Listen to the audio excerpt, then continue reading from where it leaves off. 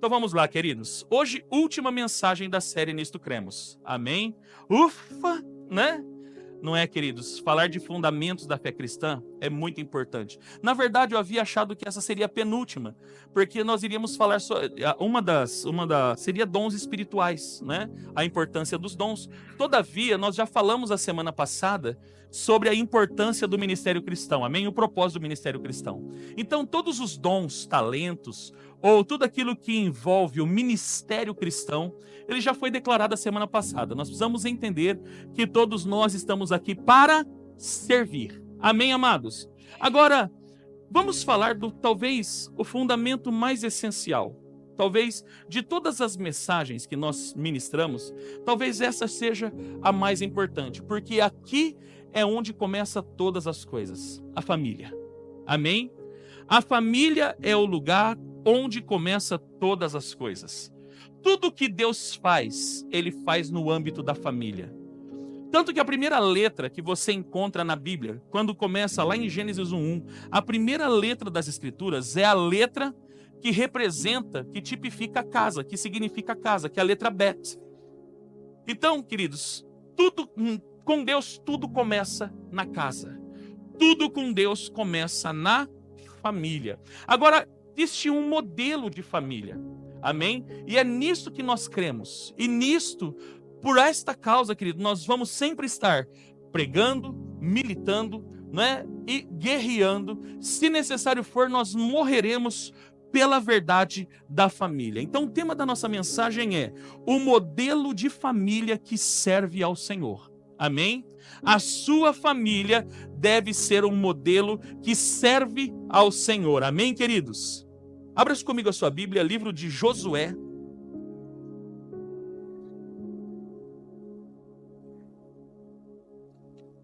Josué, capítulo 24, versículos número 14 e 15.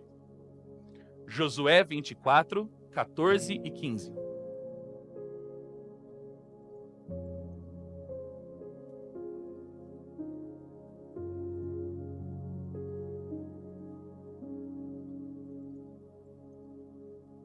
Senhor nosso Deus e nosso Pai, nós glorificamos o Teu nome. Queremos mais uma vez pedir ao Senhor que o Teu Espírito Santo venha agora trabalhar as nossas vidas, venha nos dar sabedoria, venha nos dar, Pai amado, revelação.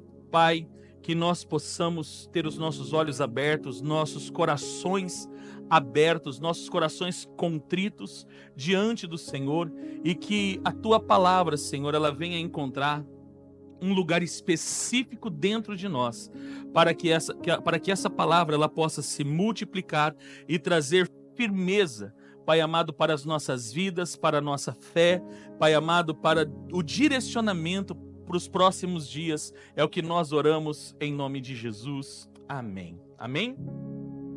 Josué 24, 14 e 15 diz assim: agora temam ao Senhor e sirvam-no com integridade e fidelidade. Joguem fora os deuses que os seus antepassados adoraram além do Eufrates e no Egito, e sirvam ao Senhor. Se, porém, não agrada a vocês servir ao Senhor, escolham hoje a quem irão servir. Se os deuses que os seus antepassados serviram além do Eufrates, e aos deuses dos amorreus, em cuja terra vocês estão vivendo. Mas eu e a minha família serviremos ao Senhor. Mas eu e a minha família serviremos ao Senhor. Amém, queridos? Amados, dentro da sociedade que nós vivemos, nos tempos que nós vivemos, não apenas nesse tempo, isso vem sido construído ao longo dos séculos. Existe uma lacuna, literalmente um buraco, não é? Na humanidade, exatamente por causa da desestruturação familiar. Porque, amados, a família é o fundamento de todas as coisas. A família é a célula máter da sociedade. Então, tudo que nós vemos hoje na sociedade, tudo que nós vivenciamos, tudo que nós olhamos e vemos a situação do ser humano, né? Por exemplo, você pega, hoje você vê várias pessoas, usuários de droga, ladrões, amados, está um perigo andar nas ruas hoje, sim ou não?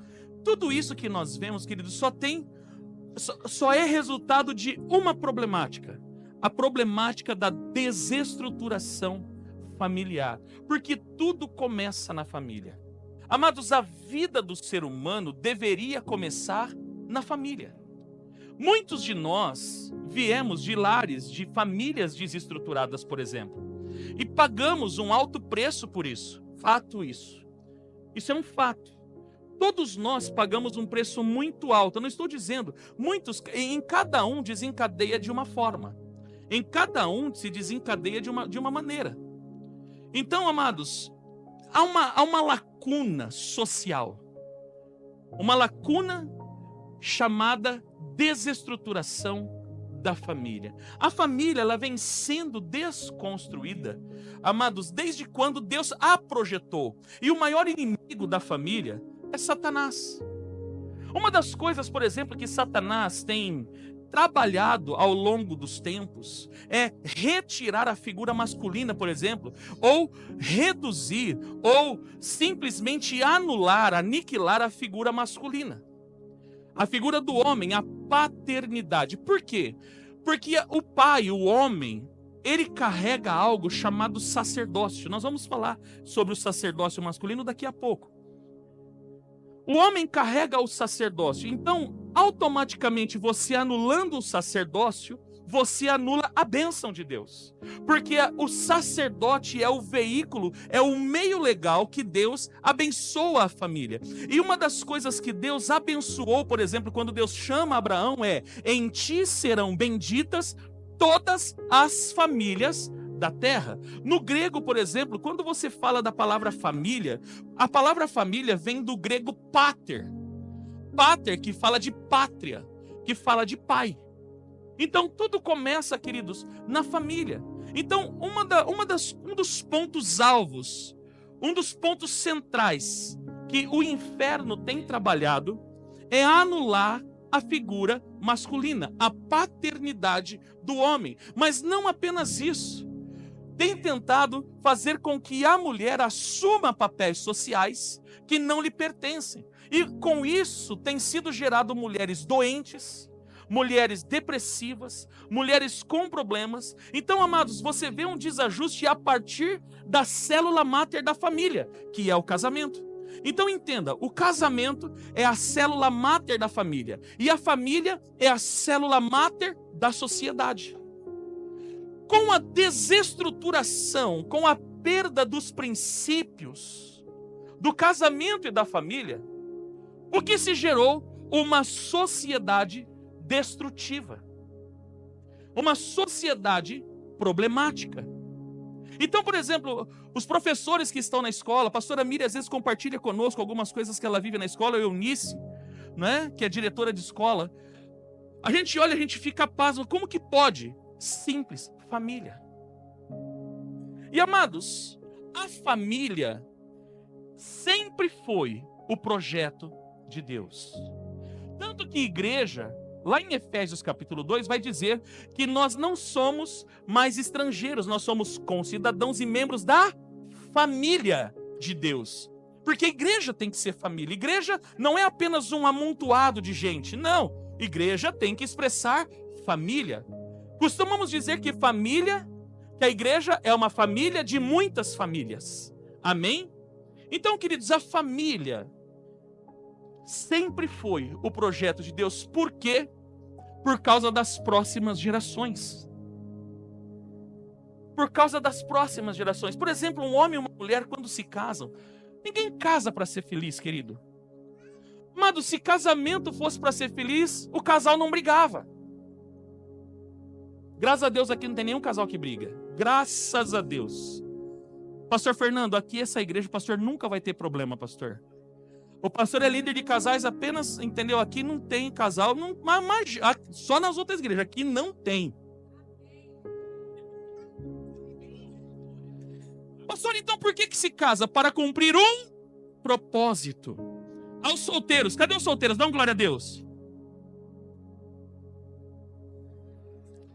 Perdeu a oportunidade de encontrar a Rebeca hoje. Hã? Ninguém. Por que os jovens casam? Principalmente jovem cristão. A gente vai casar para fazer amor. Casa para você ver se você vai fazer. Casa. Você vai ver o que é bom para tosse. Casa. Então se casam por motivos errados. Se casam porque estão apaixonados, entendeu? Mas não se casam para cumprir um propósito. Então ninguém se casa, querido. Nós não nos casamos para ser feliz. Nós nos casamos por causa de um propósito. Próxima geração. Amados, e se tem algo que Satanás tem trabalhado nos últimos dias, é contra a próxima geração. Você pega, por exemplo, o Projeto 2030, que todos já ouviram falar do Projeto 2030, da ONU. Uma das coisas do Projeto 2030 é a erradicação da fome e não sei o quê, né? E igualdade. Deixa eu falar algo para você que está por trás disso. Uma das coisas para reduzir a igualdade, por exemplo, para resolver o problema da fome, o que você tem que fazer? Você tem que reduzir gente. Amém? Não vou nem falar de mortandade, não vou nem entrar no aspecto da mortandade. Mas eu vou falar, por exemplo, da promoção da família fora dos padrões de Deus. Por quê?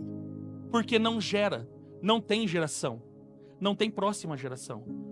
E mesmo aqueles que se relacionam, homem e mulher, já estão com o pensamento do quê? Não, nós não vamos ter filho.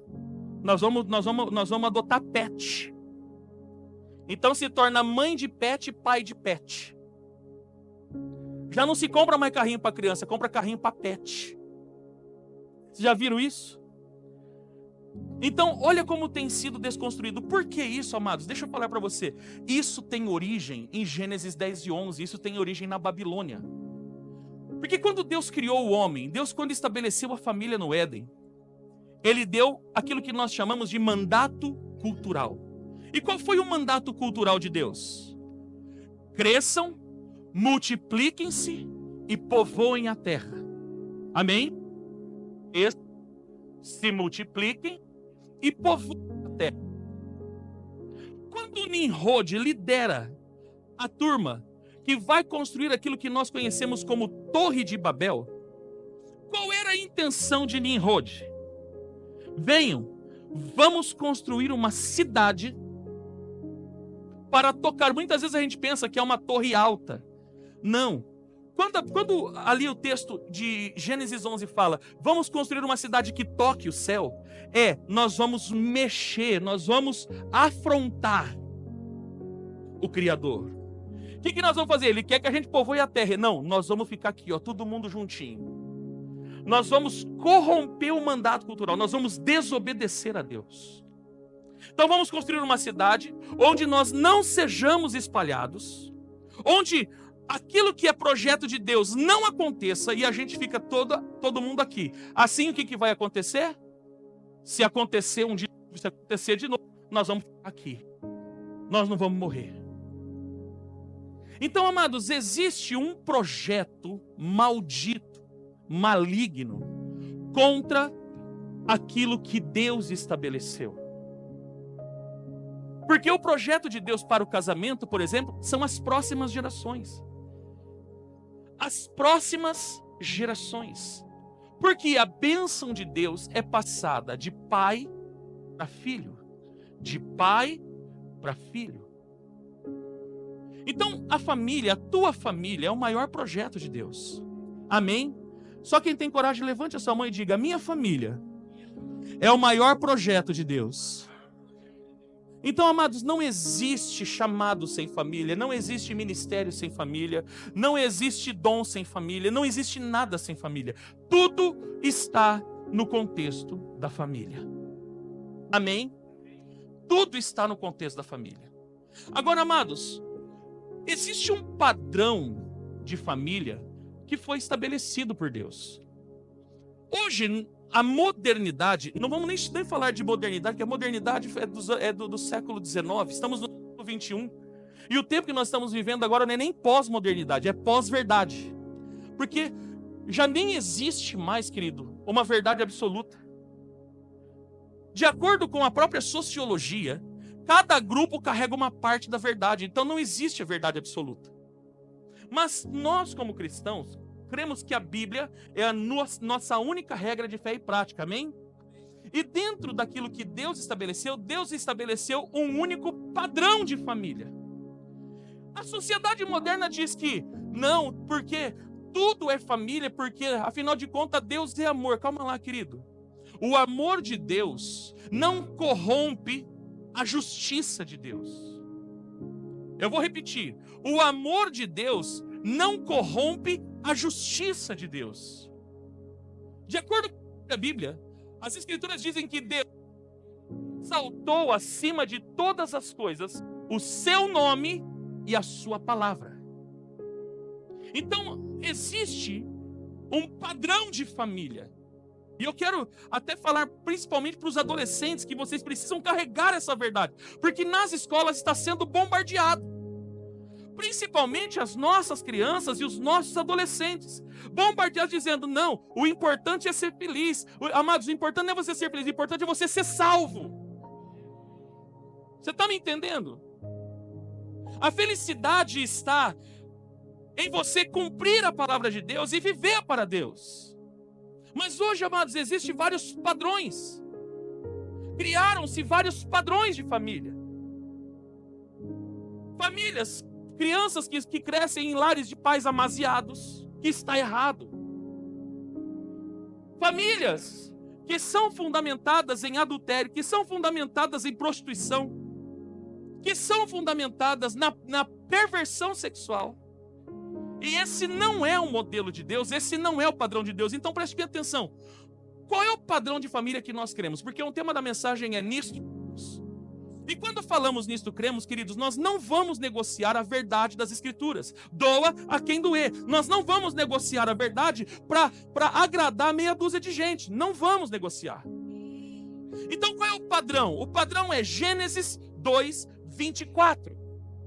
Por essa razão, o homem deixará pai e mãe.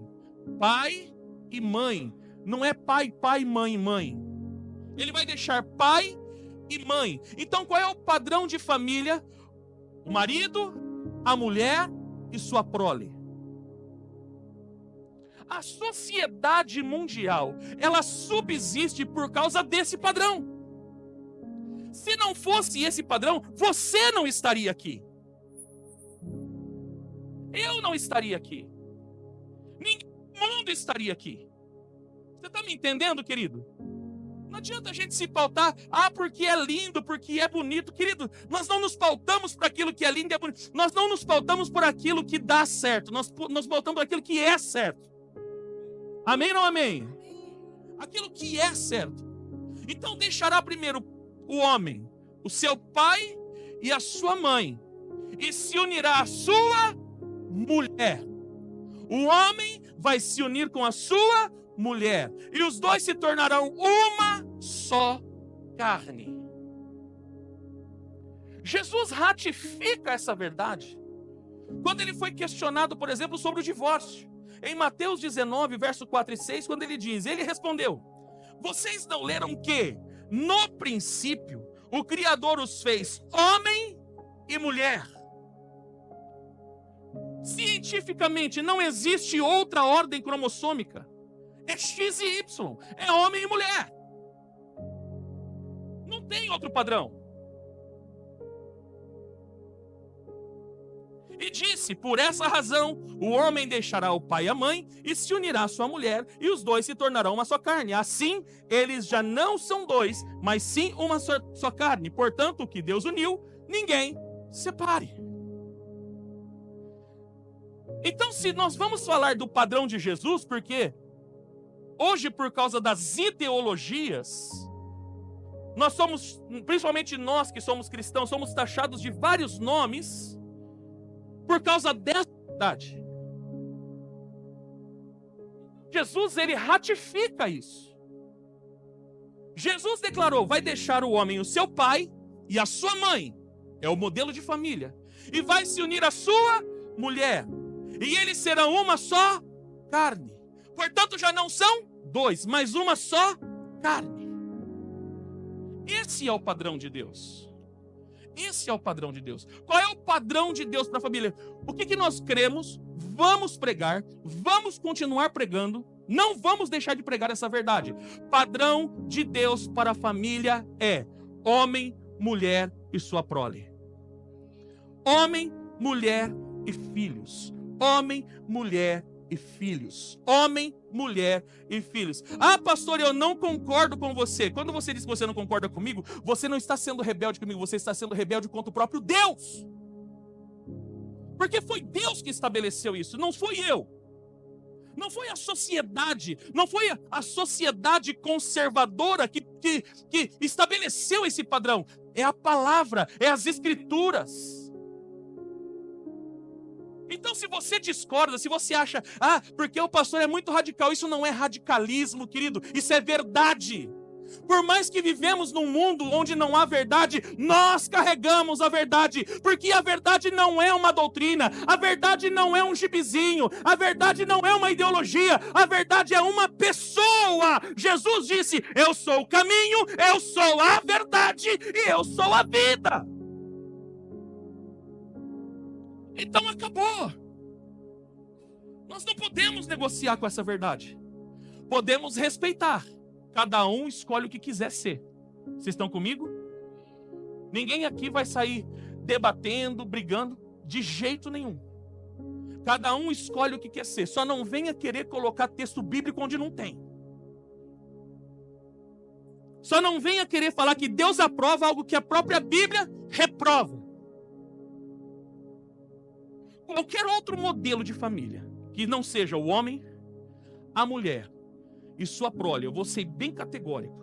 Qualquer outro modelo familiar que não seja o padrão de Deus é considerado pelas Escrituras abominação. Não tem outra palavra. E eu provo pela Bíblia. Levítico 18, 22. Vamos começar pelo Antigo Testamento. Não se deite com um homem como quem se deita com uma mulher. É repugnante. Pronto. Mas nós não estamos no tempo da lei, nós estamos no tempo da graça. Então vamos para o Novo Testamento. Romanos capítulo 1, versículo 25 ao 27. Trocaram a verdade de Deus pela mentira, e adoraram e serviram as coisas e seres criados em lugar do Criador, que é bendito para sempre. Amém. Por causa disso, Deus os entregou a paixões vergonhosas. Até suas mulheres trocaram suas relações sexuais naturais por outras, contrárias à natureza. Da mesma forma, os homens também abandonaram as relações sexuais com as mulheres e se inflamaram de paixão uns pelos outros. Começaram a cometer atos indecentes, homens com homens, e receberam em si mesmos o castigo merecido por sua perversão. E ainda concluo em 1 Coríntios capítulo 6, versículo 9 e 10. Na NVI ainda é mais taxativo. Vocês não sabem que os perversos não herdarão o reino de Deus? Não se deixem enganar. Nem imorais, nem idólatras, nem adúlteros, e aqui eu faço um grifo, nem homossexuais passivos e ativos, nem ladrões, nem avarentos, nem alcoólatras, nem caluniadores, nem trapaceiros herdarão o reino de Deus. Numa versão mais clássica, vai falar de efeminados e sodomitas. Tem negócio com as escrituras? Não tem. Nós não vamos negar a verdade bíblica para agradar uma classe de pessoas. Mas pastor, mas a gente tem que pregar o evangelho. Isso é evangelho. Amados, existe o evangelho que salva e existe o evangelho do reino. E o que Jesus disse que seria difundido é o evangelho do reino. E nós precisamos entender isso. Evangelho que não transforma o pecador não é evangelho. Evangelho que não transforma vidas não é evangelho. Evangelho que não transforma caráter não é evangelho. Acabou. Então esse é o padrão de Deus. Sempre foi e nunca vai deixar de ser.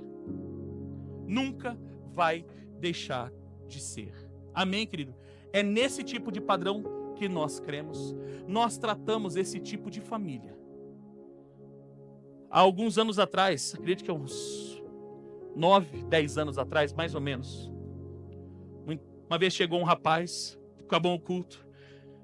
Você não ora por mim, pelo meu marido, porque nós estamos de briga? Pensa, estamos de briga, não sei o que. Eu peguei e falei, querido, com todo respeito, com todo amor que eu tenho pela sua alma, eu não posso orar.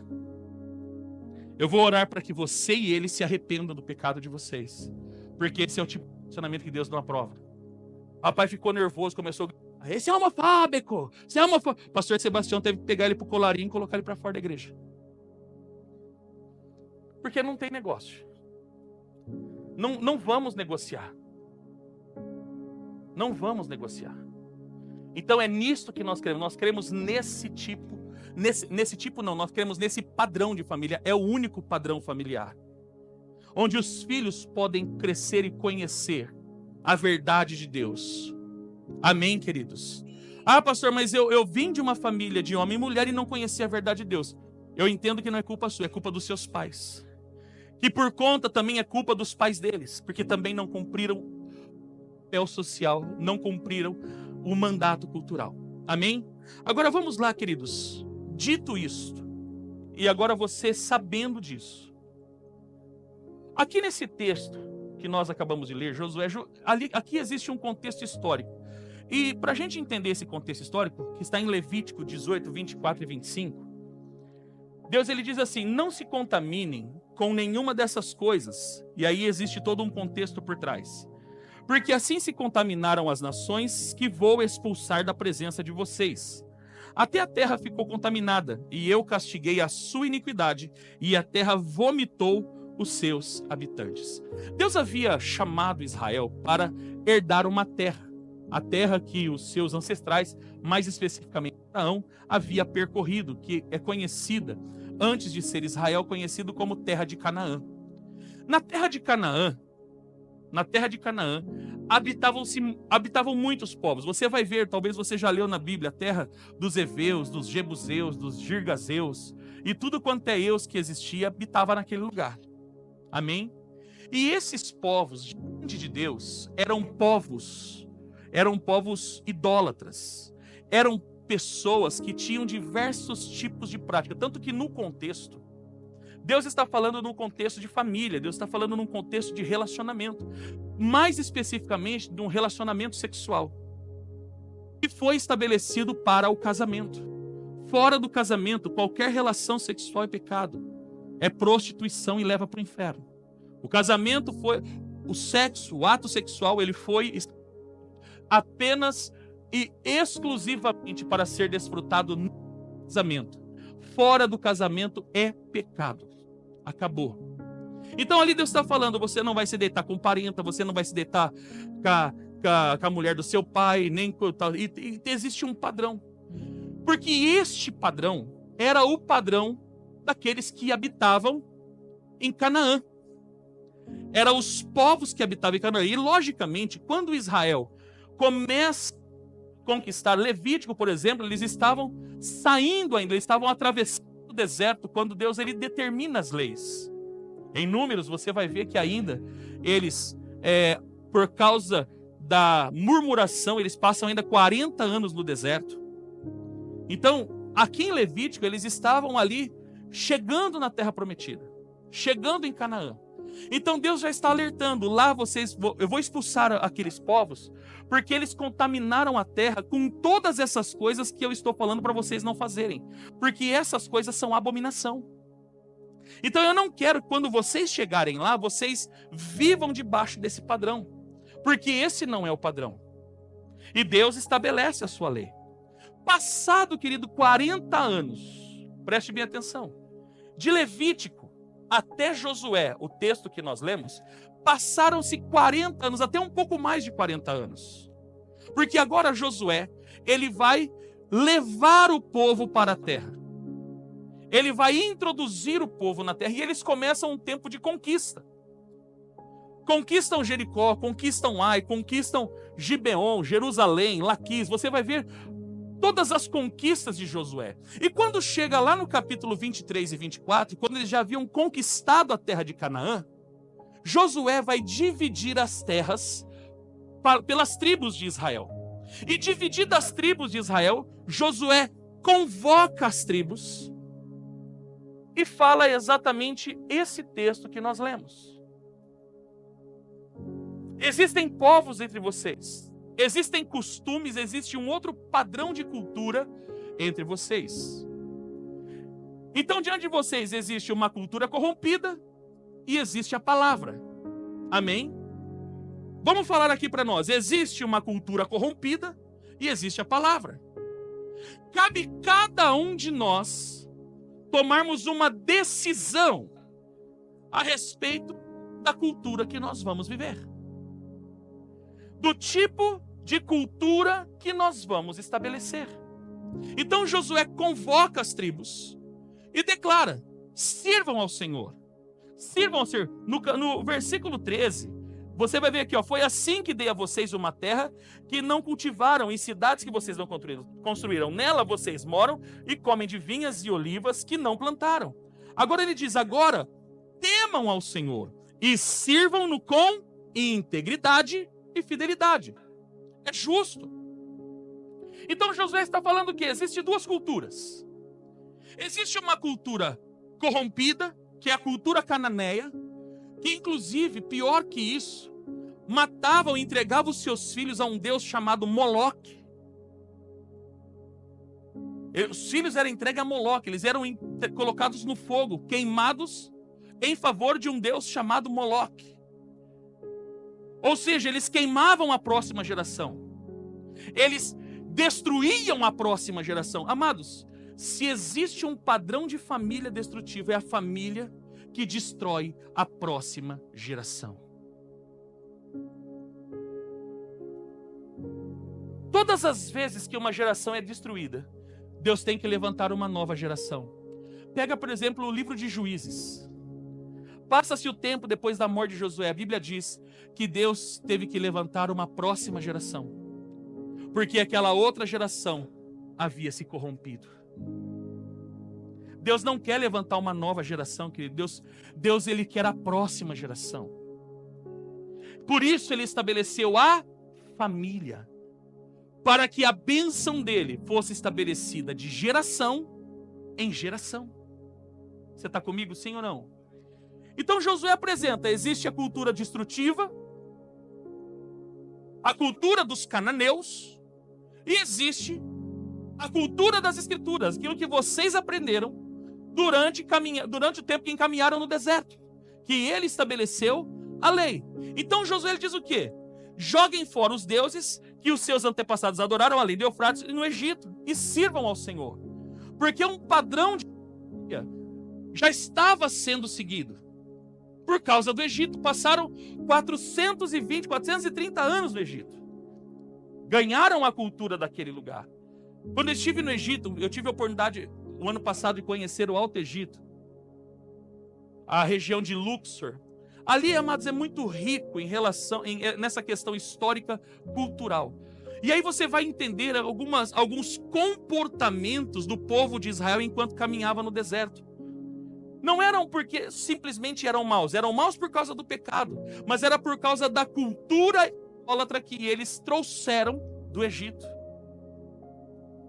E é muito difícil você mudar de cultura do dia para a noite.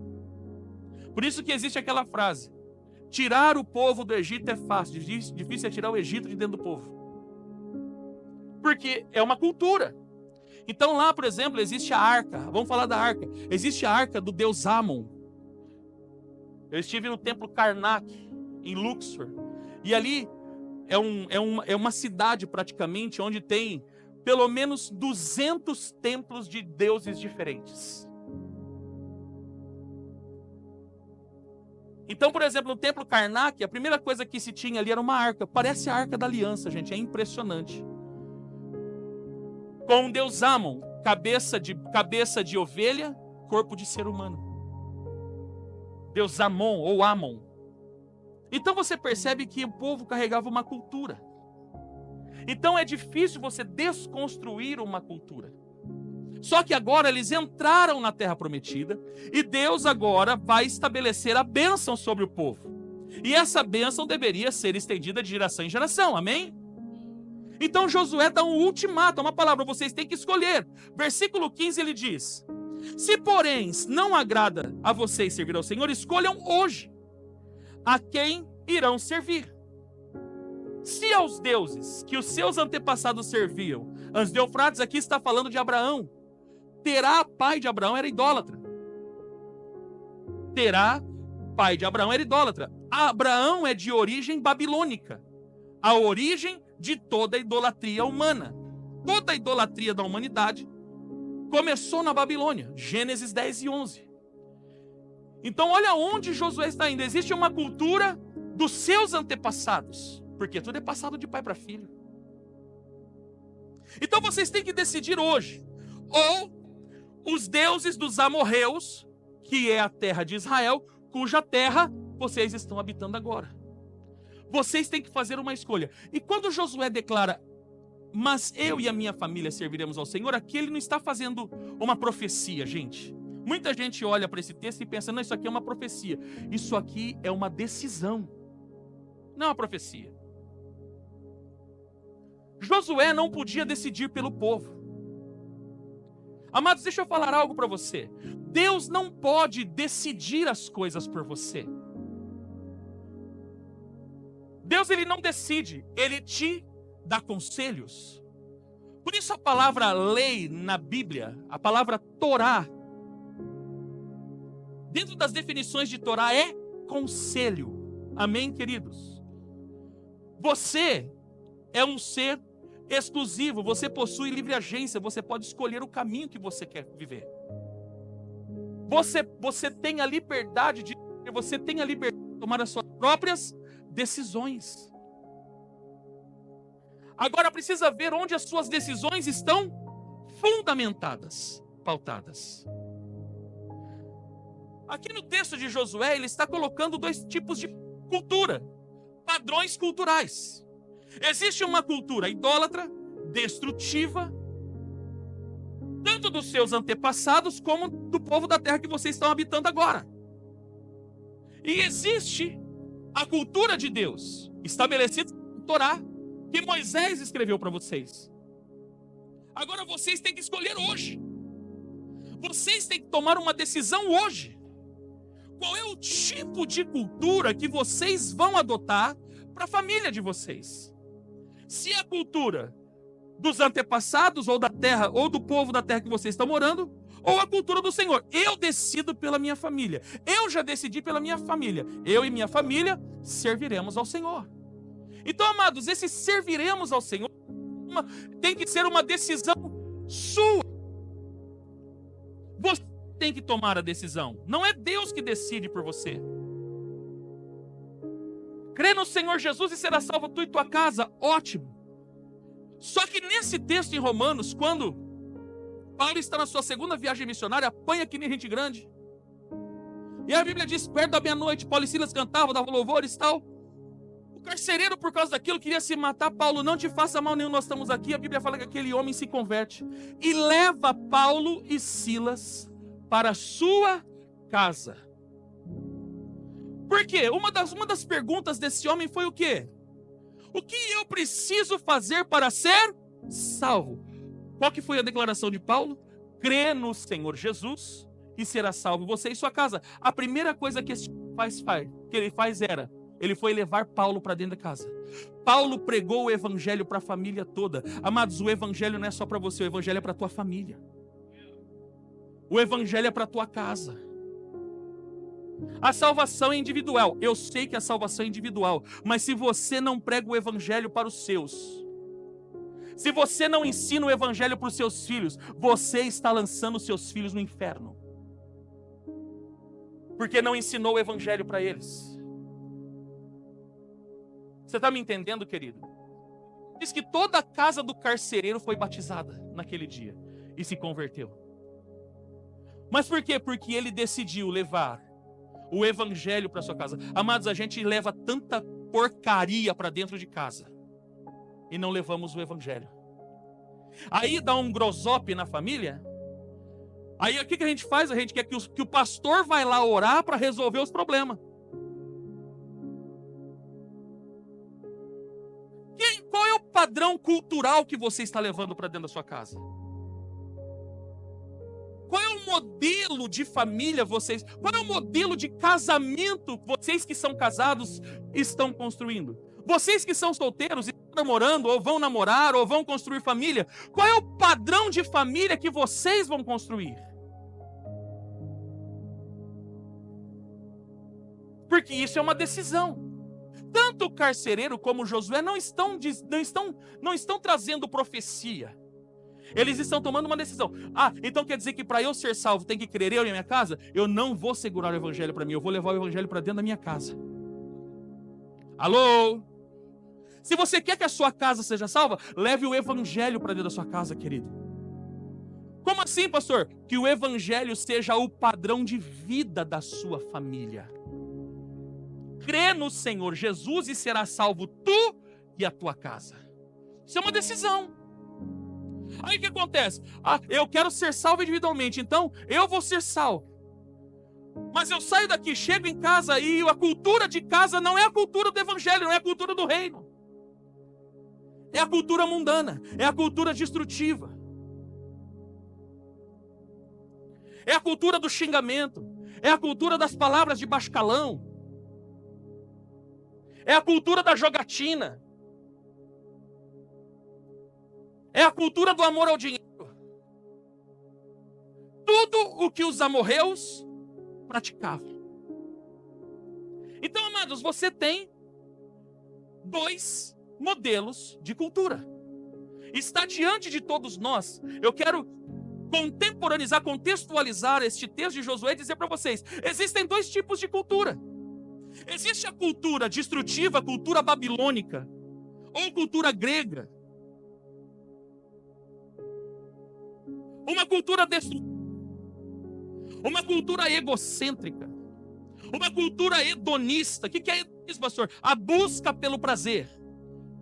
O egocentrismo, eu sou o centro de todas as coisas. Se eu não estiver feliz, eu vou dar um jeito de ser feliz. Então, eu corrompo tudo quanto é princípio em nome da felicidade.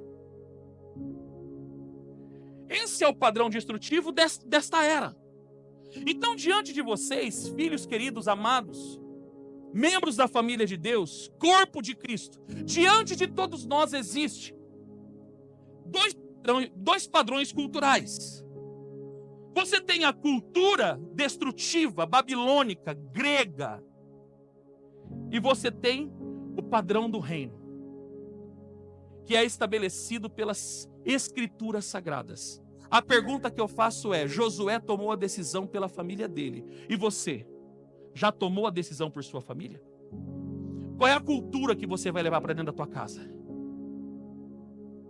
Qual é a cultura que você vai levar para a tua casa? Preste bem atenção, querido. Servir a Deus em família não significa ter ministério na igreja. Porque muitas pessoas pensam, não, porque eu sou pastor, meu filho vai ser pastor, eu e minha casa serviremos ao Senhor. Não é isso, querido. Amados, você sabia que você pode servir na igreja e não estar servindo a Deus? Pastor, é possível? Sim. Você pode estar servindo na igreja e não estar servindo a Deus. E isso é um perigo. Então não entenda que servir a Deus, eu e minha casa servir ao Senhor, está relacionado com o ministério. Servir a Deus em família não significa ter ministério na igreja, mas viver para cumprir o propósito de Deus para a família, guardando a sua palavra e fazendo dela o padrão de relacionamento familiar. Como que eu cumpro o propósito de Deus na minha vida? Primeiro, a tua casa. Qual é o padrão cultural? Então, como você vai educar os seus filhos? Primeiro, como você vai construir o seu casamento? Debaixo da palavra de Deus, fundamentado na palavra de Deus. Aí vai vir o filho, formando a família. O primeiro filho forma aquela família linda. Como você vai educar o seu filho? Segundo os padrões da modernidade ou segundo as escrituras? Porque os filhos são reflexos dos pais. Os filhos são reflexos do pai. Aprenda uma coisa, o fruto não cai longe do pé.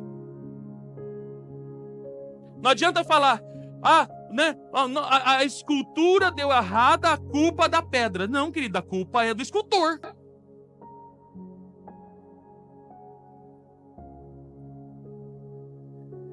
Qual é o tipo de família? Qual o modelo de família que serve a Deus?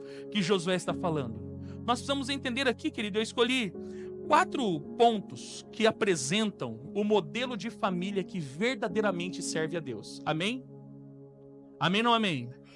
4 tópicos aqui para você entender qual é o modelo de família que serve a Deus de verdade.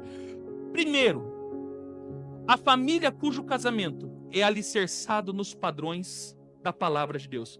Porque a família começa no casamento. A família não começa quando nasceu os filhos, querida. A família começa no teu casamento.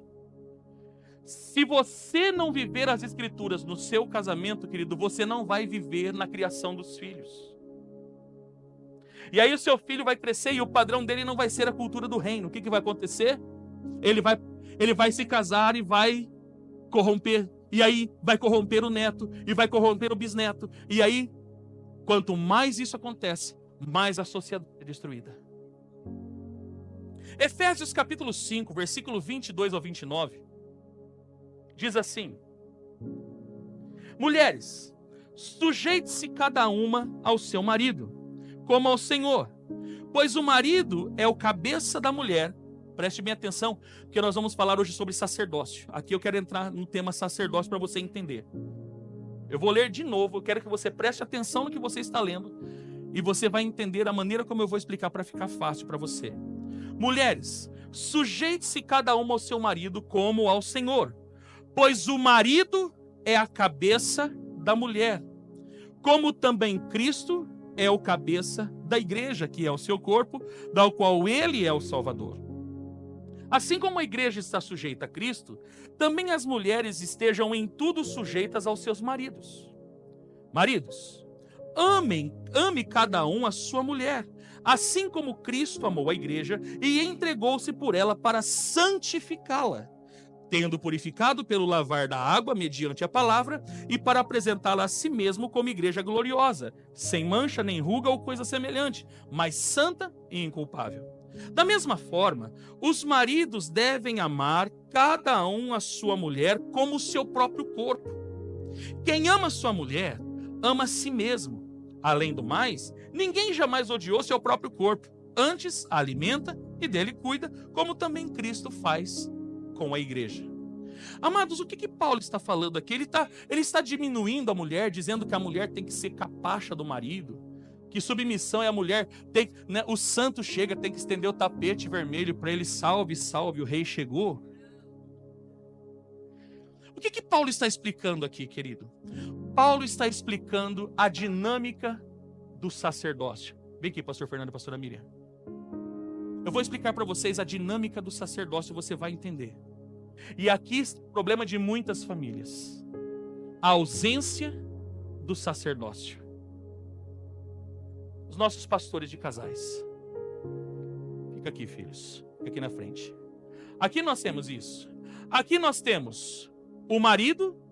Amados, eu vou desenhar para você entender. Se você não entender hoje, eu não sei quando é que você vai entender. Vamos lá. Aqui está o marido. Aqui está a esposa. O que Paulo começa dizendo? Que a esposa sujeitar, a palavra submeter, estar de baixo. Amém? Aqui Paulo não está minimizando da mulher. Ele está explicando a importância do sacerdócio. Porque olha o que ele diz aqui. Mulheres sujeitas ao seu marido como o Senhor, pois o marido é a cabeça da mulher. Amados, quando na Bíblia vai haver uma unção, vai haver alguma coisa, a unção começa por onde? Pelo pé? Onde que é feita a unção? Onde é feita a unção? Ela começa na cabeça e desce para todo o... Amém? Aqui, queridos, é muito claro. O que acontece? Como que é a dinâmica do sacerdócio? Deus estabeleceu, quando Deus estabelece a criação, Ele estabelece o homem como governo. Como assim governo, pastor? Não é quem manda, é quem vai dar a direção para sua casa. Quem vai dar a direção para sua família. E Deus coloca uma responsabilidade sobre este, que é a responsabilidade do sacerdócio. A palavra sacerdote vem do termo kohen no hebraico.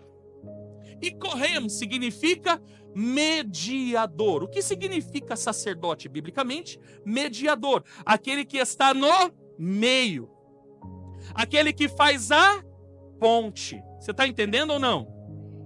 Quando Deus estabelece o sacerdócio levítico, quem apenas podia sacrificar a Deus? O sacerdote. Então, sempre que o povo quisesse receber uma bênção, ele procurava quem? O sacerdote. Porque o sacerdote era o mediador. Isso não é de Levítico, isso é de Gênesis. Porque Deus coloca sobre o homem o sacerdócio. Então, o que acontece? Toda a bênção de Deus está sobre a cabeça. O sacerdote. Você está entendendo ou não? O que acontece? Para que essa seja abençoado. E vamos colocar o Davizinho, ele está lá, mas vamos colocar que o Davizinho esteja aqui. Para que a bênção esteja sobre a esposa e sobre os filhos, a bênção tem que começar pelo sacerdote. Por isso que o diabo quer destruir. Porque quando o diabo destrói o casamento, ele está retirando a bênção da mulher e dos filhos. Porque começa com o sacerdote, é o cabeça. Isso é a dinâmica. O que Paulo está explicando de submissão é isso. A mulher, ela tem que estar não de baixo como sendo capacha, mas se a mulher quer ser abençoada, ela precisa entender que a bênção começa a partir do marido, não a partir dela. Mulheres, deixa eu falar algo para vocês. Bíblia não existe sacerdotisa. A história de sacerdotisa, colocando a mulher como a mediadora de bênçãos, é babilônica. Isso nasce da cultura da rainha do céu. Não é bíblico, isso é destrutivo. Não é a mulher. Agora deixa eu falar para os homens. Homens, vocês que são casados ou pretendem se casar, já vai aprendendo como que é. É você que leva a bênção para a tua casa. É o marido, é o sacerdote. A mulher não é sacerdotisa. O que acontece? Muitos homens não exercem o sacerdócio. Muitos maridos não exercem o sacerdócio. O que é o sacerdócio? Eu vou orar pela minha esposa. Não é orar, querido, é viver em santidade. Você precisa fluir a bênção de Deus para sua casa.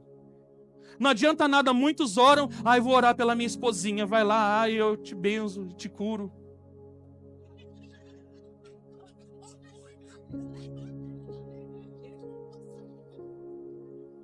Aí daqui a pouco ele está amaldiçoando a sua casa. Eu não aguento mais essa casa, eu não aguento mais essa mulher, eu não aguento mais... Amados, que bênção é essa que você está fluindo? Pastor, não vai me dizer que você nunca pensou em divórcio. Em divórcio não, em omissão algumas vezes.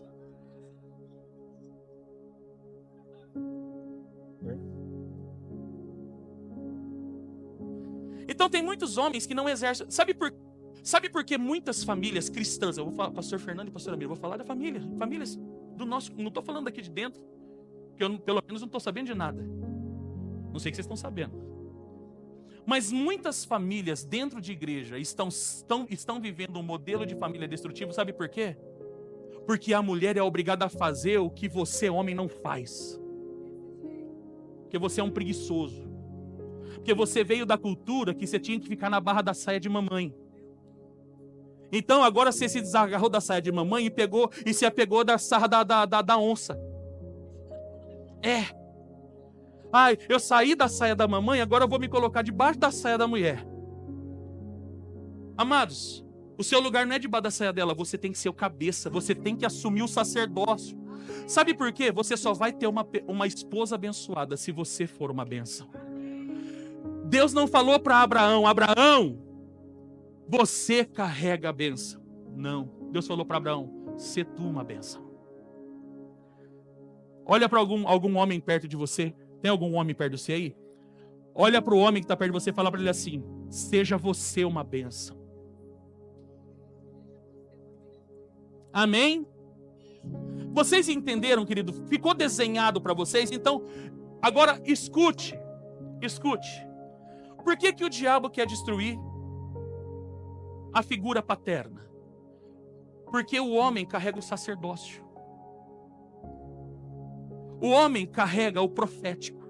O homem, ele representa tanto a família diante de Deus, como ele representa Deus para sua casa. O Davi não vai conhecer Deus porque o pastor Rodrigo vai pregar o evangelho. É porque ele vai ver um modelo dentro de casa. Amém. Então ele não vai ter dificuldade, por exemplo, de olhar para o céu e chamar Deus de pai. Porque ele recebeu esse modelo em casa. Ele recebeu esse modelo, esse padrão, que é o padrão do sacerdócio. Então, mais uma vez, definitivamente entenda.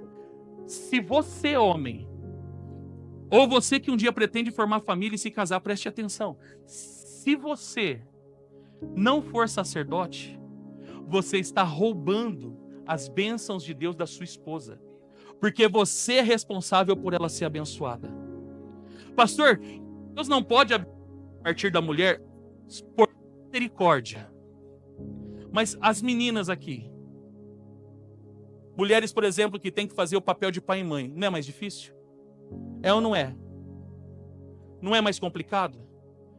Você muitas vezes mulher que teve que, por causa por causa de repente de uma gravidez indesejada ou o casamento deu certo, teve que se virar para educar os filhos, não é mais difícil? Então Deus, por misericórdia, querido, por misericórdia, não porque é o padrão dele, por misericórdia, ele abençoa, mas é um caminho muito mais difícil. É um caminho muito mais complexo. E eu poderia dizer que é um caminho que, para a mulher, acaba com ela emocionalmente. Sabe por que eu falo isso? Eu não estou falando, querido, porque eu tenho desse tipo de padrão. Eu sei o quanto a minha avó, que eu fui criado pela avó, eu sou registrado no nome da minha avó, e eu sei o quanto ela sofreu. Eu estive com ela nos últimos dias de vida dela. E eu sei o quanto a minha mãe sofreu para educar os 4 filhos e ainda educar eu, que era neto. Minha mãe teve que ser pai e mãe. Minha mãe teve que ser pai e mãe. E o padrão meu de família, querido, ele não é esse. Na minha casa, estou falando da minha família, tenho desse padrão. Eu tive que aprender, como muitos de vocês, não é justificativa. Eu não recebi do meu pai e da minha mãe. Querido, eu também não recebi. Mas eu tenho a oportunidade de conhecer as Escrituras. E pelas Escrituras eu tenho a oportunidade de fazer diferente. Então não me venha como dizia, né, aquele programa, a escolinha do professor Raimundo, não me venha com churumelas. Não venha me falar, porque eu também não recebi. Mas pelas Escrituras você tem a oportunidade de fazer. Você, homem, tem a oportunidade de dar o sacerdócio. Por isso que aqui, o que Paulo está falando? Marido, ame a sua esposa como Cristo amou a igreja. Qual é o maior papel de Cristo em relação à igreja? Ele é intercessor.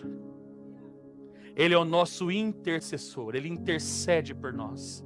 Ele nos santifica. O marido é que santifica a esposa. Começa no sacerdócio. A bênção da família começa no sacerdócio. Então chegou a hora de vocês, homens, vocês que são casados, vocês se posicionarem. Vocês têm que se posicionar. Sabe por quê? Se você não se posiciona, está retirando as mãos de sobre a sua família. Porque a bênção de Deus está sobre você. O homem é a cabeça. A bênção de Deus começa pela cabeça. A bênção de Deus começa pelo sacerdócio. Por que a família é uma bênção? Porque o marido é uma bênção. Por que o filho vai ser uma bênção? Ou já é uma bênção? Porque O pai é uma bênção. Então, a bênção é transferível. O cabeça, mulher, como Cristo é a cabeça da igreja. Desenhado para você, eu tenho que desenhar de novo. Vamos aplaudir Jesus pela vida da pastora Miriam. Obrigado, filhos.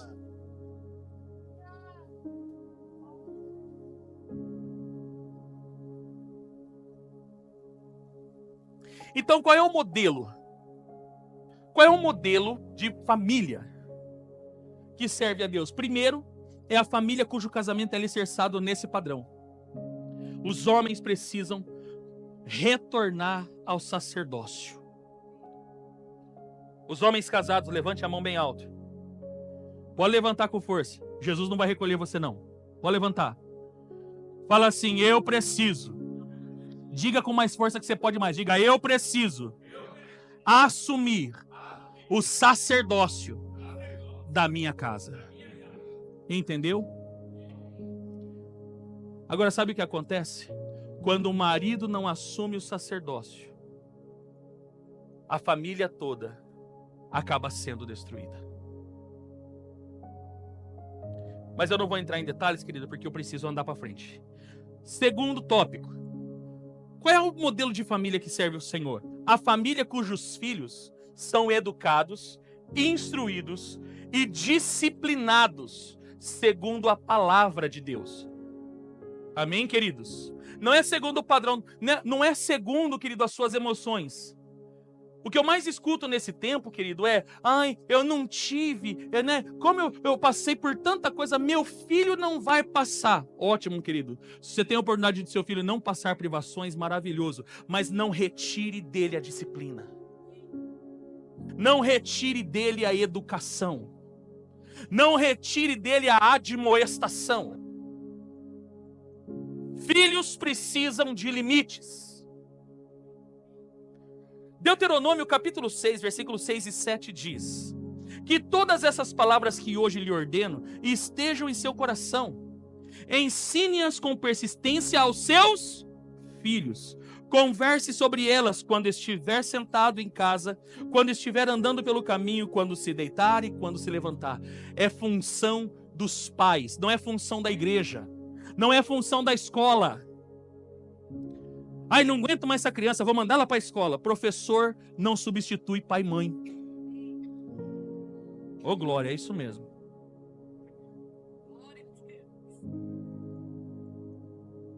A igreja não substitui pai e mãe.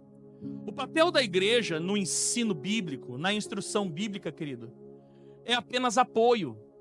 O papel principal é dos pais. O que Deus está falando para o povo de Israel? O povo que vai entrar na terra prometida agora. Olha, tudo isso que você aprendeu, não guarda para você. Você vai ter que ensinar os seus filhos. Como que você vai ensinar?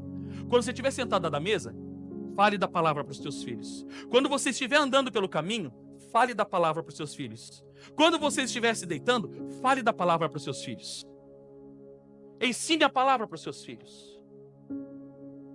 Por que Deus ordena que seja em toda a vida? Não é apenas, amados, entenda algo, educação não é por aquilo que você fala, mas por aquilo que você faz. Então os filhos não deveriam apenas ouvir a palavra dos pais, mas eles deveriam ver a palavra prática, aplicada na vida dos pais. Você está me entendendo, querido? Então, primeira coisa, se você quer ter uma família que serve ao Senhor, você precisa ensinar os seus filhos a palavra. É responsabilidade sua, pai. É responsabilidade de sua mãe. Não adianta transferir para o pastor. Eu não sou o sacerdote da sua casa. Eu não sou o sacerdote da sua família. E nem sacerdote da igreja. Já falei isso. Quem lembra que eu falei a semana passada que não existe sacerdotalismo? Todos somos sacerdotes. Então você tem que assumir o sacerdócio da sua casa. Eu tenho filhos de vocês que me chamam de pai. E eu amo que me chama de pai. Eu não tenho nada contra me chamar de pai.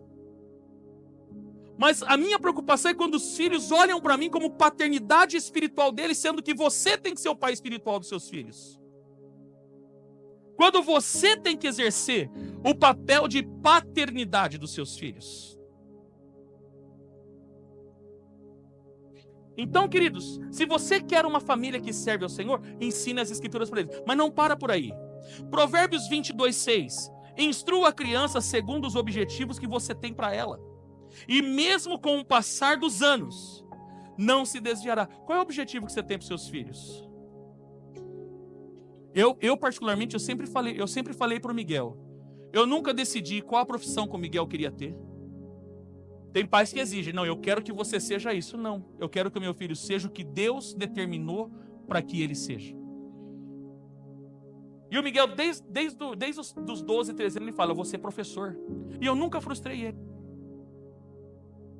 Você vai ser professor, querido, você vai ser o melhor professor da face da terra. Vai ser o cara. E incentivo.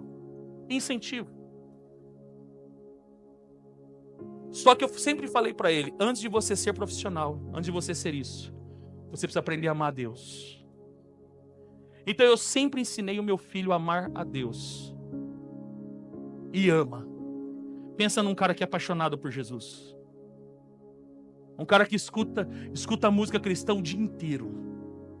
Ele tá na guitarra, ele tá estudando, e ele fala da palavra, ele fala do evangelho, ele sempre se relacionou com todos. Então, antes do seu filho ser um profissional, antes do seu filho ser um rico, porque todo mundo quer que o filho seja mais que o pai, amém? Mas antes disso, ensine ele a amar a Deus, acima de todas as coisas. Sabe por quê? Porque se ele aprender a amar a Deus, Deus que é portador de toda bênção, vai prosperar o caminho dele. Você está me entendendo? Instrua a criança segundo os objetivos que você tem para ela e mesmo com o passar dos anos não se desviará. Agora, uma pancadinha, só de leve. Provérbios 13:24. Quem se nega a castigar seu filho, não ama. Quem ama, não hesita em discipliná-lo. Se você é um pai ou uma mãe passiva, desculpe dizer para você, você acha que você ama, mas você não ama seu filho.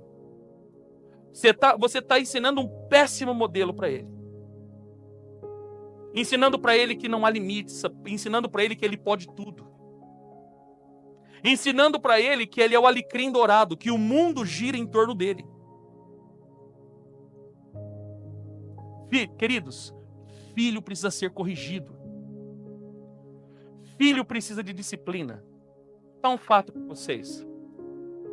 Miguel, quando tinha 11 anos, quando ele foi completar 11 anos, a minha finada mãe queria dar um celular para ele. Eu sempre fui contra. Eu não aconselho ninguém dar celular para criança. Eu não aconselho, estou sendo bem honesto para você. É o que mais eles querem. Mas quando você dá um celular para um filho, para uma criança, você está roubando a infância dele. Minha mãe quis dar e minha mãe, né, já estava... Falei, tá bom, mãe, tá bom. Acabei deixando. E eu tive um pequeno problema com o Miguel, né? Um dia eu estava de madrugada, eu tinha acabado de preparar a mensagem para pregar no domingo, e o Espírito Santo começou a me rodar, pega o celular do Miguel, pega o celular do Miguel, pega o celular do Miguel, eu peguei. E acabei vendo coisa que entristeceu, aquilo me matou por dentro.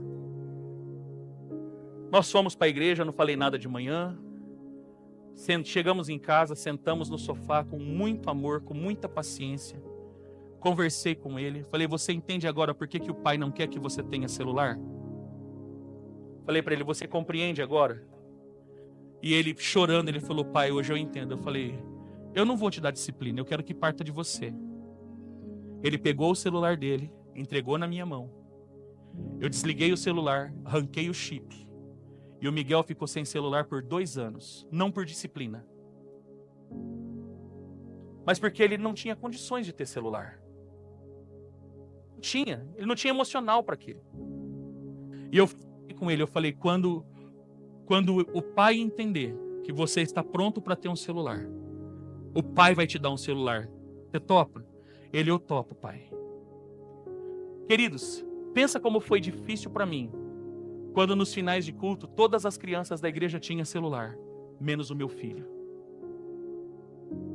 Todas as crianças brincando com o celular e ele ficava do lado. E não tinha o celular. Eu olhava para aquilo, Aquilo me matava. Você acha que eu não sofri críticas de pessoas da igreja? Sofri. Não é assim. Você está acabando com o menino. Que não sei o quê. O filho é filho. Eu educo do jeito que eu quero. Eu sei o homem que eu estou criando. E eu sempre falei, eu estou criando um homem para o mundo. Eu não estou criando alecrim dourado para dentro de casa. Estou criando um homem. Quando deu o tempo certo, passado 2 anos, eu fui lá e dei um celular para ele. E nunca mais tive problema. Algumas pessoas olham para o meu filho, né, na escola. Por exemplo, quando eu ia nas reuniões de escola, a gente chega a ficar constrangido. Eu chegava a ficar constrangido. Era professor, era diretor, me cercava. Que menino é esse? Que menino é esse? Ele é isso, ele é aquilo, ele é aquilo. E ele é tudo isso mesmo. O cara é lindo, velho. O cara é...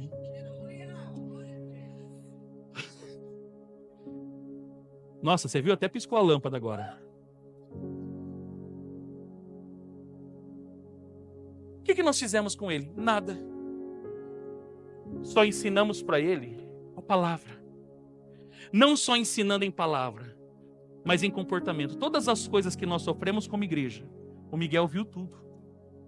A gente nunca privou o Miguel de absolutamente nada. Nada. E nunca hesitei de dar disciplina, como por exemplo, videogame. Quando ele ganhou o primeiro videogame, que inclusive foi resultado de oração dele. Não sei se eu já contei para a igreja, mas foi resultado de oração dele. Ele queria um videogame, eu não tinha condição de comprar. Não tinha, porque os videogames hoje não tem mais videogame baratinho, hoje é caro. Eu falei para ele, filhão, você tem que aprender a orar e jejuar. Tanto que o homem jejua mais que eu hoje. O homem emenda um jejum no outro. Falei para ele, você tem que orar e jejuar e pede para Deus. Foi o primeiro jejum dele. Ele jejuou acho que durante 21 dias. Pedindo para que Deus me desse, olha só, pedindo para que Deus me desse condições para dar um videogame para ele. Vai vendo o que é você ensinar disciplinas espirituais para o seu filho. Não dá tudo de mão beijada, mas ensinar para ele que tudo tem um preço a ser pago. Ele terminou o jejum dele, entregou o jejum dele. Acho que passado alguns dias eu tô lá no gabinete pastoral. Me liga um rapaz que inclusive hoje é membro da casa. Ele liga para mim e falou: Pastor Rodrigo, onde você está agora? Eu falei: eu estou na igreja. Ele frequentava outra comunidade. Eu falei: mas o que você precisa? Ele falou: eu preciso falar com você urgente. Quando a pessoa de outra igreja quer conversar com a gente, o que você imagina? Lá vem bomba. É bucha na certa, mas não dá nega. Aí ele chega com uma sacola, entrou no gabinete. Ele falou: não me explique por quê, não sei, mas eu ia postar isso aqui na internet para vender, porque eu preciso levantar um dinheiro. E Deus na hora mandou eu pegar e entregar para o Senhor. Hora que eu olho, um Xbox, exatamente o videogame que o Miguel queria. Novinho, inclusive com o negocinho lá que você faz as dancinhas, que faz negócio, não é nem sei o nome daquilo. Completo. Ele estava na escola nessa hora. Aquilo eu comecei a chorar, porque falei, cara, gente, cheguei em casa, falei para ele: filho, você jejuou, não jejuou? Falei: tá aqui. Você comprou? Falei: não, Deus te deu. Foi Deus que te deu, não paguei nada. Foi a sua fé que... A fé do menino surtou. Desde esse dia, quando ele precisa de algo, ele sabe que nós não temos condições, ele vai orar, ele vai buscar. Ele vai buscar em oração. A fé dele surtou. Surtou a fé dele. Então, muitas vezes, nós não queremos ensinar para os nossos filhos que existe um preço a ser pago, queremos dar tudo de mão beijada e ensinamos para eles que a vida é um morango, e a vida não é um morango, querido. Para tudo existe um preço. Então preste atenção, se você não corrigir o seu filho, se você não dá disciplina para o seu filho, se o seu filho não tem limites, você não ama seu filho, porque isso não é prova de amor. A maior prova de amor que você pode dar para um filho é colocar disciplina nele. Põe disciplina. Ai, pastor, eu vou piorar a situação. Provérbios 22:15. A insensatez está ligada ao coração da criança, mas a vara da disciplina... Ah, pastor, a vara da disciplina é a palavra. Ninguém contou isso para minha mãe. O que a vara da disciplina é na Bíblia. Agora eu vou contar um outro testemunho. Amados, coisas que eu vivi dentro da minha casa. Você sabe que toda criança criada com a avó é uma bênção, né? E por um tempo, quando a pastora Juliana trabalhava ainda secularmente, meu filho ficava com a avó, com a pastora Fátima. E casa de vó e casa de vô, você pode tudo. Então, quando chegava em casa, ele começava com manha. E quando precisava dar uma repreensão, uma exortação mais severa no rapaz, ele abria a boca. Tamanho da semana, eu quero a minha avó, eu quero a minha avó.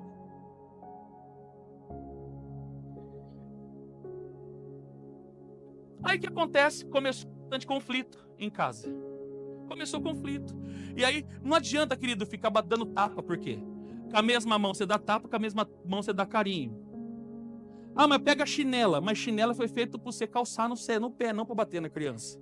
A Bíblia já fala, pastor, como é que nós faz? Vara. Ai, pastor, vara. Peguei uma vara, a pastora Juliana vai lembrar. Peguei uma vara. Cheguei, ungi a vara. Senhor, é sério? Ato profético. Ungi a vara. Você está dando risada, mas eu estou falando sério isso. Ungi a vara. Sentei com ele em casa, falei, cara, essa vara é para te corrigir. Não vou ameaçar você. O dia que eu pegar a vara, você vai apanhar. Pergunta quantas vezes eu usei a vara? Uma única vez. Nunca mais precisei usar a vara. A Bíblia não erra. Eu vou melhorar. Na versão mais clássica diz: a vara da disciplina afugenta a loucura do coração da criança. Acabou a mãe, acabou tudo. Foi uma lambada só. Deixei as pernas brancas dele com um vergãozinho. Pá! Pergunta se eu precisei usar de novo a vara. A vara ficava bem em cima, que era para ele não ter acesso. Quando ele pensava em aprontar, ele só dava aquela olhadinha na vara assim, ó. Você está entendendo, querido? A Bíblia ensina, é a gente que não quer aprender. Não adianta pegar 5, rei, o chicote. A Bíblia manda a vara da disciplina. Amém? Ele não manda espancar. Não estou falando de espancamento. Tem pais que perdem o controle com a criança e pensa que disciplina é espancar. Menino, né? E ainda vai por sílaba. Eu já falei que é pra você. Hã? Aí no menino apanha por sílaba, coitado. Assim. É vara. E, gente, é vara, não é cabo de chibanca, não é cabo de vassoura. É vara. Amém? Então você que tem filhos aí e não experimentou a técnica da vara, pode usar, eu garanto. Eu garanto. Você vai usar uma vez só. Amém? Terceiro, qual modelo de família serve ao Senhor? A família cujo Senhor é o centro e o construtor. Salmo 127, verso 1 e 2 diz: se não for o Senhor o construtor da casa, será inútil trabalhar na construção. Se não é o Senhor que vigia a cidade, será inútil a sentinela montar guarda. Será inútil levantar cedo, dormir tarde, trabalhando arduamente por alimento. Não é isso que acontece com a gente? O Senhor concede sono àqueles a quem Ele ama. Na versão mais clássica, o Senhor dá todas essas coisas aos seus amados enquanto dormem. Amados, se o Senhor não for o construtor da sua casa, se Ele não for o centro da sua família, se o Senhor não tiver prioridade em casa, Ele não vai ter prioridade no seu coração. E Ele não vai ser, amados, você vai trabalhar em vão. Esse é o problema. Por isso que muita gente vive, sabe, atropelando as coisas. Porque vai, não vai. Ai, minha família, porque é meu casamento, porque o filho. Porque... Amados, você já parou para pensar? Quem tem sido o centro da sua família? Quem tem sido o edificador da sua casa? Se o Senhor não for o edificador da sua casa, você vai trabalhar à toa. Você vai trabalhar. E o que acontece? Você vai se cansar. Então, querido, dê descanso para a tua alma. E faça do Senhor o sábio construtor da sua casa. Deixe Ele, através da sua palavra, através das suas instruções, ser o centro da sua casa, ser o centro da sua família, ser o centro do seu casamento, ser o centro da educação dos teus filhos. Amém, queridos? E por último, para concluir, qual é a família, qual é o modelo de família que serve ao Senhor? A família que faz da palavra o seu verdadeiro alicerce. Pastor, então o senhor falou tudo da palavra? Querido, só tem a palavra. Só temos a palavra. O que você precisa mais se você tem a palavra? Se você tem a palavra, você não precisa de mais nada. Amém ou não amém? Ah, pastor, o senhor não vai ensinar uma oração, querido? Se a tua oração estiver na palavra, pronto. Se o seu casamento for edificado na palavra, vai ser o melhor casamento da vida. Ainda vai ser modelo para os outros vão olhar para o teu casamento e vai falar assim: eu não quero o seu marido, né? Se alguém quiser o seu marido, canta um corinho para ele, fala: esse vaso é bonito, mas é todo meu. Tá entendendo? Canta para ela. Pega eu não, pega você. Amém? Que as pessoas olhem para você e falem: cara, eu quero um padrão de família como o seu. Você vai se tornar modelo para outras pessoas se você fizer da palavra de Deus o alicerce do seu casamento, da educação dos seus filhos. Essa semana eu precisei orientar o Miguel numa questão. Sabe como eu começo as minhas conversas com o Miguel? Com a Bíblia. Eu falei para o Miguel assim: filho, você lembra do dia do rei Davi? Quando Davi teve que se fazer de louco diante do rei Aquis? Quando Davi chega diante de Aquis e fala: olha, eu vou lutar as suas guerras.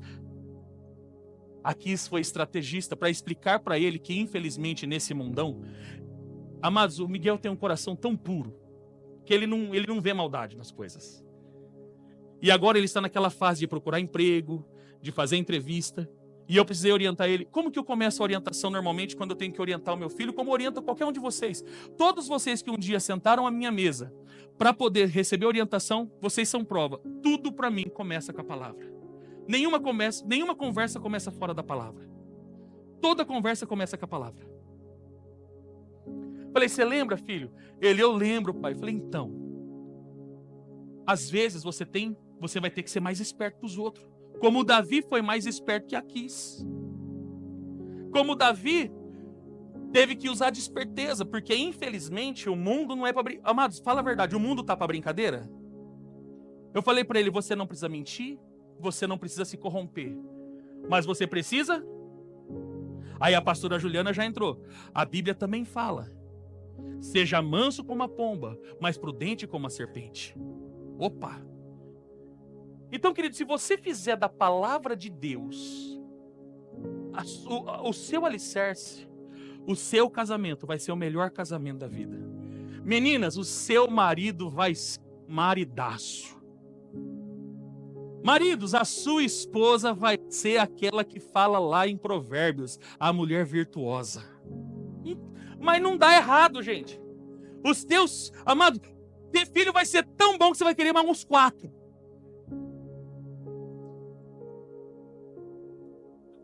Por que vocês deram risada? Recebe, irmã. Tem que falar: eu recebo. Aleluia. Hã? Você vai ver que dá gosto de ter filho. Dá gosto de educar uma criança. Amém, queridos? Mas desde que a palavra seja o seu alicerce. Amado, se você tem a palavra, você tem tudo. Obrigado. Se você tem a palavra, você tem tudo. E eu concluo essa mensagem com Mateus 7, 24 a 27. Portanto, quem ouve essas minhas palavras e as pratica, é como o homem prudente que construiu sua casa sobre a rocha. Caiu a chuva, transbordaram os rios, sopraram os ventos e deram contra aquela casa, e ela não caiu porque tinha seus alicerces na rocha. Mas quem ouve essas minhas palavras e não as pratica, é como um insensato que construiu a sua casa sobre a areia. Caiu a chuva, transbordaram os rios, sopraram os ventos e deram contra aquela casa, e ela caiu, e foi grande a sua queda. Se você tem a palavra e faz dela a sua rocha, jamais a sua casa será abalada, jamais a sua família será abalada, amém? Mas se a cultura destrutiva, essa cultura babilônica, essa cultura grega, hedonista, egocentrista, se essa cultura for o seu padrão, a primeira tempestade derruba a tua casa. Quantos casamentos não acabam? Quantas famílias não são rompidas? Já no primeiro problema. Porque não tem alicerce. Porque não tem fundamento. Então, se você tem a palavra, querido, você tem tudo o que você precisa. Amém? Tome uma decisão hoje, fala: eu e a minha família serviremos ao Senhor. A minha família será um modelo que serve a Deus. A minha casa será um modelo que serve a Deus. Amém, querido? Se coloque de pé, em nome de Jesus.